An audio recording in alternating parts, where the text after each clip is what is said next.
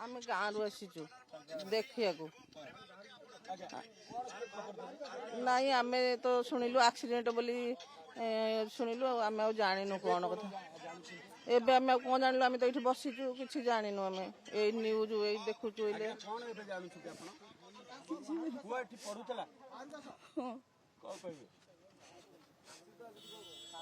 ଦେଖୁଥିବେ ଯେ ଛାତି ଫାଟି ଯାଉଛି, କାରଣ ଯବାନ ପୁଅକୁ ହରେଇଛନ୍ତି ଏବଂ ଯବାନ ପୁଅକୁ ଯେତେବେଳେ ପାଠ ପଢିବା ପାଇଁ ରାଜଧାନୀକୁ ଛାଡ଼ିଥିଲେ ସେତେବେଳେ ଭାବି ନଥିଲେ ଯେ ରାଜଧାନୀ ଭୁବନେଶ୍ୱରରେ ଏମିତି ଜହ୍ଲାଦ ବୁଲୁଥିବେ ଆଉ ହତ୍ୟା କରିଦେବେ। କ'ଣ କହିବେ ଯେ ପୁଅ ଏଇଠି କ'ଣ କରୁଥିଲା?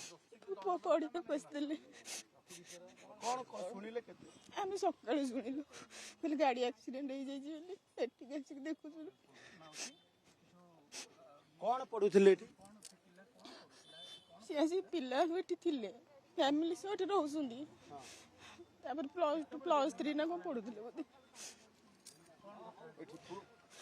ପୁଅ ହତ୍ୟା କରାଯାଇଛି ଶୁଣିଲା ବେଳକୁ କେମିତି ମାନେ ଆଶ୍ଚର୍ଯ୍ୟ ହଉଛନ୍ତି?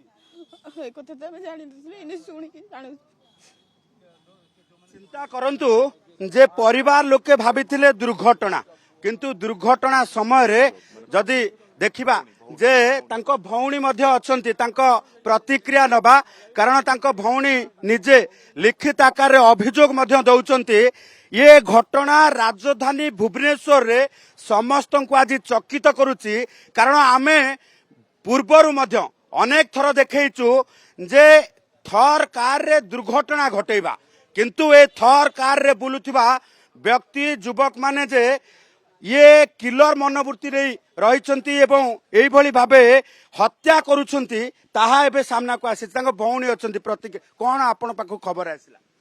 ଖବର ଏଟା ଆସିଲା 3ଟା ରାତିରେ 2ଟା ପିଲା ଆସିଲେ, କହିଲେ ଏମିତି ଏମିତି ମାନେ ଗୋଡେଇ ଗୋଡେଇ କୁଆଡେ ହାଣି ମାନେ ପିଟିଛନ୍ତି ପଛ ଆଡୁ ମୁଣ୍ଡକୁ ପୁରାପୁରି। ତାପରେ କହୁଛନ୍ତି ଆମେ ଗାଡି ବ୍ରେକ୍ ହେଲାନି, ମାନେ ବ୍ରେକ୍ ଫେଲ୍ ହେଇଗଲା ଏମିତି କହୁଛନ୍ତି। କିନ୍ତୁ ଦେଖିଲା ବେଳକୁ ସେମାନେ ଇଣ୍ଟେନ୍ସନାଲି ହିଁ କରିଛନ୍ତି।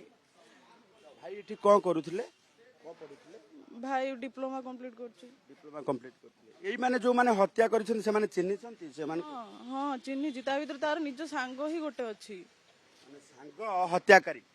ହଁ। କେତେ ଜଣ ଥିଲେ? 5-6 ଜଣ ଥିଲେ। ଗୋଡେଇ ଗୋଡେଇ ସେମାନେ କହୁଛନ୍ତି, ମାନେ ଥାରୁ ଓହ୍ଲେଇକି ସେମାନେ ପିଟିଲେ ବୋଲି କହୁଛନ୍ତି।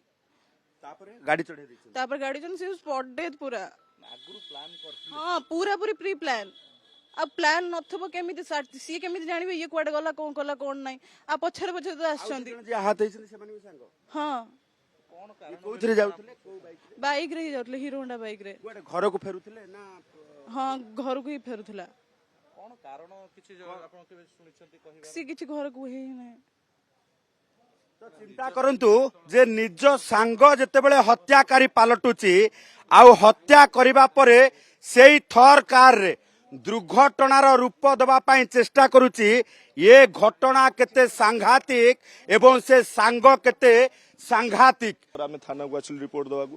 ତାପରେ ଆମେ ଇନକ୍ୱାରି କଲୁ। ତା ସାଙ୍ଗମାନେ ଯେଉଁମାନେ ଥିଲେ ସେମାନେ ତାକୁ ଡାକିକି ନେଇଥିଲେ, ଯେଉଁମାନେ ସେମାନଙ୍କୁ ପଚରା ଉଚରା କରିବା ପାଇଁ ଆମେ ଟିକେ ଇନକ୍ୱାରି କଲୁ। ଇନକ୍ୱାରି କରିବା ଭିତରେ ସେ ଭିତରେ ଆମେ ଏଠି ଥାନାରେ ପହଞ୍ଚିଲା ପରେ ଯେଉଁ ପିଲାଟି ଇଞ୍ଜୁରି ହେଇଛି ଗାଡ଼ିରେ ସିଏ ଏଇପଟେ ଆସିଲା, ତାକୁ ପୋଲିସ PCR ଭ୍ୟାନ୍ ନେଇକି ଆସିଲେ। ମୁଁ ସେ ଭାଇକି ପଚାରିଲି ଆକ୍ଚୁଆଲି ଘଟଣା କ'ଣ ହେଇଥିଲା। ନା ଆମେ ଏମିତି ରାତି 10:30 11ଟା ପର କଥା କହୁଛି। ସେମାନେ ଯେତେବେଳେ 3 ଜଣ ଗୋଟେ ବାଇକ୍ରେ ଯାଉଥିଲେ ସେଠୁ ଥର ଗାଡ଼ିରୁ 5-7 ଜଣ ଆସିଲେ।